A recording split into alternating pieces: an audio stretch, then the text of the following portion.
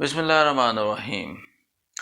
حضرت شیخ سعدی رحمۃ اللہ علیہ نے اپنی کتاب بستان سعدی میں لکھا ہے کہ ایک درویش صفت انسان جو ہے وہ جنگل سے گزر رہا تھا۔ اس نے دیکھا ہے کہ ایک اپاہج اور زخمی لومڑی جو ہے وہاں پہ موجود ہے، تو وہ انتہائی اس کی بری حالت تھی، زخمی تھی۔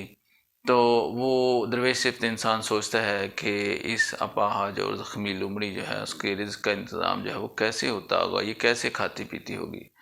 اچانک سے دیکھتا ہے وہ کہ وہاں سے ایک شیر جو ہے وہاں سے گزرتا ہے اور اس کے منہ میں شکار ہوتا ہے۔ شیر جو ہے کچھ گوشت کھاتا ہے اور باقی شکار جو ہے وہاں لومڑی کے پاس چھوڑ کے چلا جاتا ہے۔ لومڑی تھوڑا سا آگے بڑھتی ہے اور وہ جو شیر کا چھوڑا ہوا شکار ہے وہ کھا لیتی ہے۔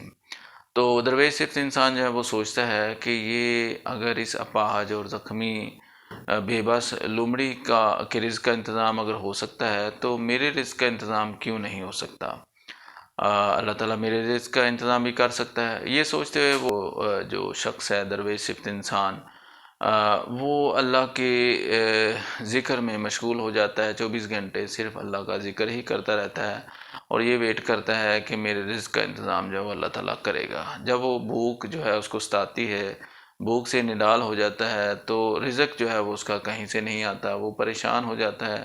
وہ اللہ سے گڑ گڑا کے دعا کرتا ہے کہ یا باری تعالیٰ، میں تو 24 گھنٹے تیرے ذکر میں مشغول ہوں، تو میرے رزق کا انتظام جو ہے وہ کیوں نہیں کر رہا۔ تو غیب سے آواز آتی ہے کہ اے بندہ خدا، تو اس اپاہج اور بے بس لومڑی جو ہے اس کی نقل کرتے ہوئے آرام سے بیٹھ گئے ہو، تم اس شیر کی نقل کیوں نہیں کرتے جو اپنا شکار بھی خود کرتا ہے اور دوسروں کے رزق کا بندوبست بھی کرتا ہے، اس کا بھی سبب بنتا ہے۔ تو اللہ تعالیٰ کو تو دینے والا ہاتھ جو ہے وہ پسند ہے، نہ کہ لینے والا۔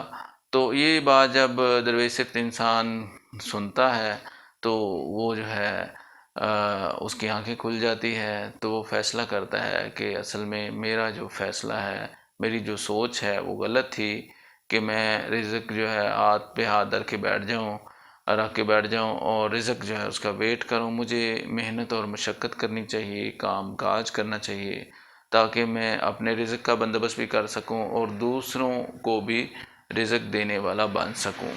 تو یہی وجہ ہے کہ صدقہ، خیرات، زکوٰۃ اللہ تعالیٰ نے یہ چیزیں پسند کی ہیں، تاکہ جو آپ کے غریب رشتہ دار ہیں، پڑوسی ہیں، محتاج مسکین لوگ ہیں، آپ ان کے رزق کا بھی سبب بنیں، ان کو بھی دیں۔ اللہ تعالیٰ کو دینے والا ہاتھ پسند ہے، نہ کہ لینے والا۔ Thank you very much.